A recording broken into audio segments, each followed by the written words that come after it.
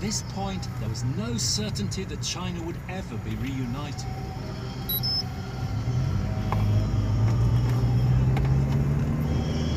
But as it says in China's famous novel, The Romance of the Three Kingdoms, it is a truth universally acknowledged that everything long united will fall apart, and everything long divided will come back together again.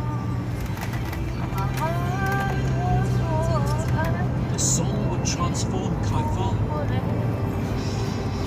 from a provincial backwater into the greatest city on earth.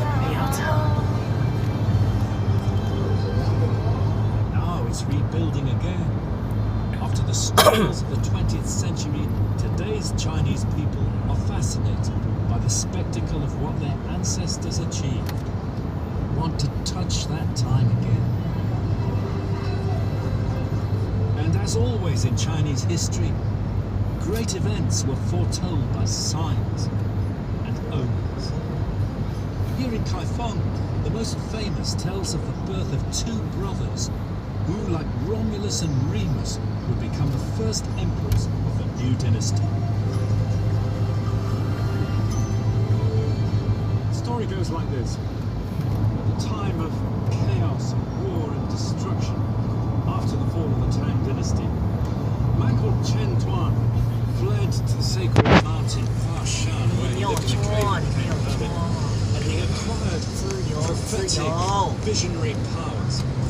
One day, he came off the mountain, and in the road, he met a crowd of refugees.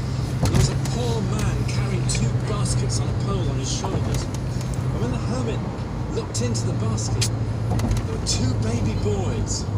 But the hermit saw dragons, and he roared out with laughter. And everybody said, "Why are you laughing?" And he said, "I never expected that the mandate of heaven would come back to earth so quickly."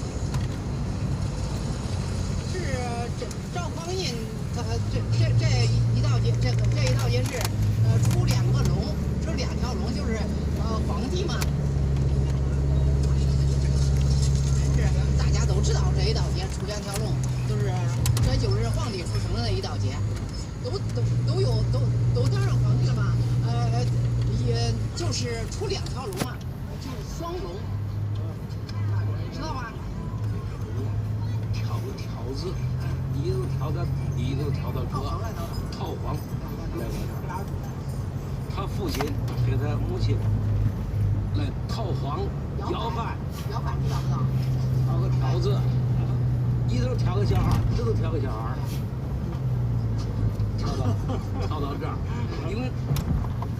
为啥要逃到这儿来？因为这个地方开封是个府，是个就是现在说首都。西屯那个路现在还在，西屯那个路还在，那龙头还在。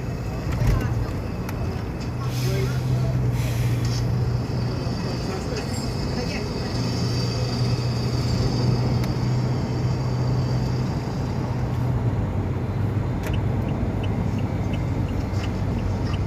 There's the surviving dragon. The last dragon of Twin Dragon Alley. Any day now, Twin Dragon Alley will be redeveloped, and soon only the memory will remain.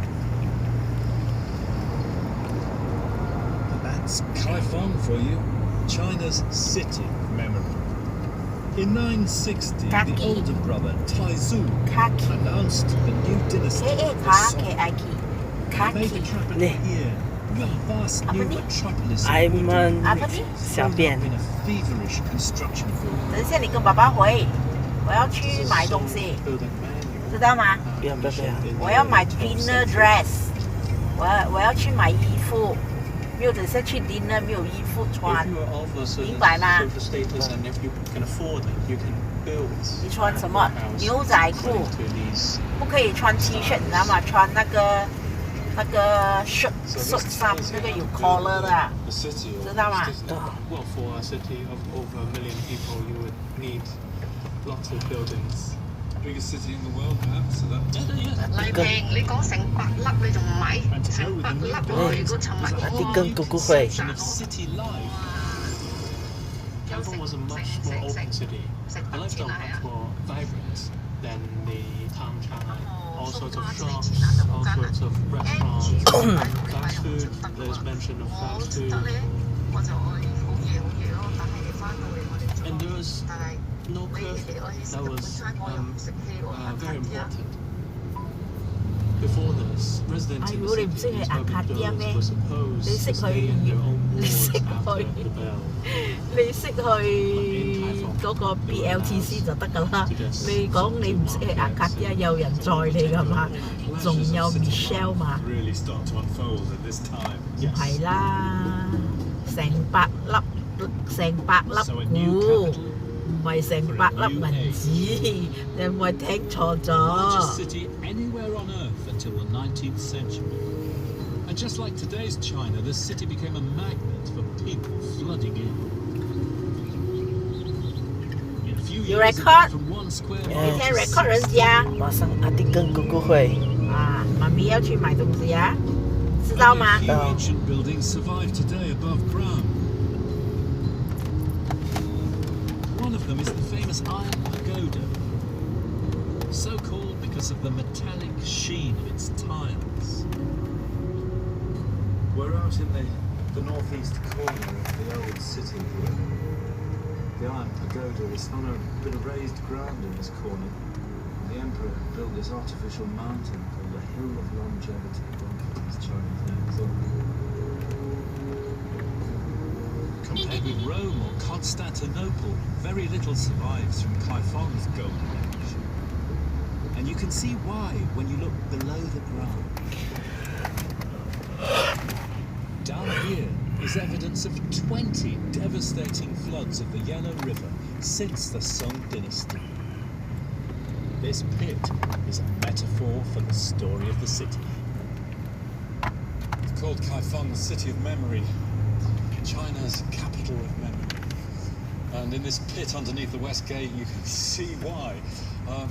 That is the Qing Dynasty city wall, the 18th and 19th century Qing Dynasty city wall. And this smaller brickwork here, the Ming Dynasty wall, Tudor period, part of it carries on down.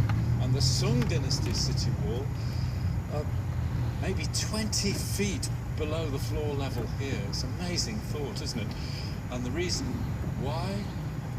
That huge deposit of yellow river mud, which is only a few miles from the city. These floods have been incredibly destructive all the way through Chinese history, sweeping through the whole city, destroying almost everything, even in recent times. 1842, for example.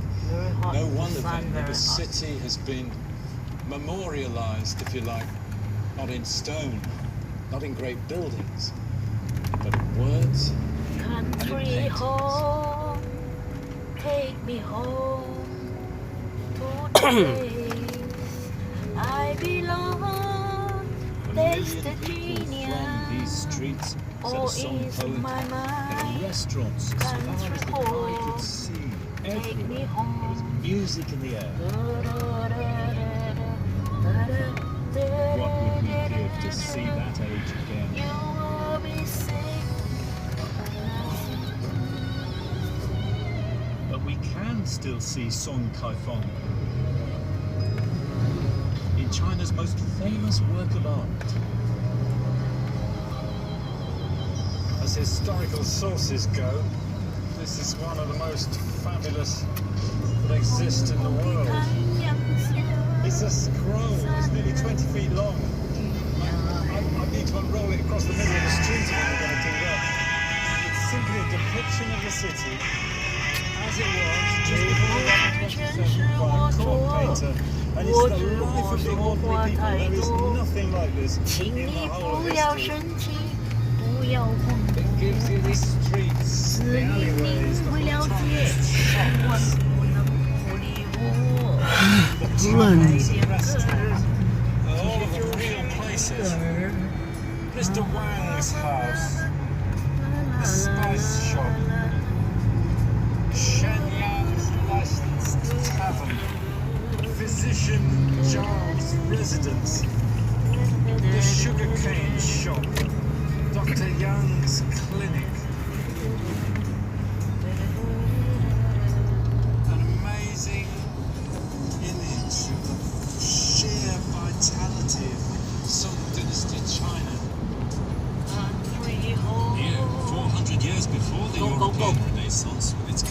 human values. It was a city dedicated to the prosperity and well-being of its people.